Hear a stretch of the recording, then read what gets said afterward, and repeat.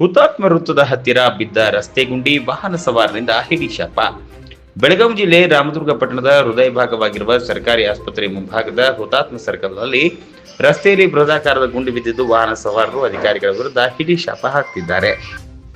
S ವೀಕ್ಷಕರೇ, ಹುತಾತ್ಮ ಸರ್ಕಲ್ನಲ್ಲಿ ಭಾರಿ ಜನದಟ್ಟಣೆ ಇರುವ ಸ್ಥಳ. ಸಾರ್ವಜನಿಕರು ಸರ್ಕಾರಿ ಆಸ್ಪತ್ರೆ ಹಾಗೂ ಸರ್ಕಾರಿ ಶಾಲೆಗಳಿಗೆ, ಆದ್ದರಿಂದ ಈ ರಸ್ತೆಯಲ್ಲಿ ದಿನನಿತ್ಯ ಸಾವಿರಾರು ವಾಹನಗಳು ಓಡಾಡುತ್ತವೆ. ಪುಟ್ಟ ಮಕ್ಕಳು, ಶಾಲಾ ವಿದ್ಯಾರ್ಥಿಗಳು, ಶಾಲಾ ವಾಹನಗಳು ಮತ್ತು ಸರ್ಕಾರಿ ಆಸ್ಪತ್ರೆಗೆ ಸಾಕಷ್ಟು ವಾಹನಗಳು, ಆಟೋ, ಬೈಕ್ ಸವಾರರು ಇದೇ ರಸ್ತೆಯಲ್ಲಿ ಸಂಚರಿಸುತ್ತಾರೆ. ಆದರೆ ಇದೇ ರಸ್ತೆಯಲ್ಲಿ ಬಿದ್ದಿರುವ ರಸ್ತೆ ಗುಂಡಿಯಿಂದ ವಾಹನ ಸವಾರರಿಗೆ ಭಾರಿ ತೊಂದರೆ ಆಗ್ತಿದೆ.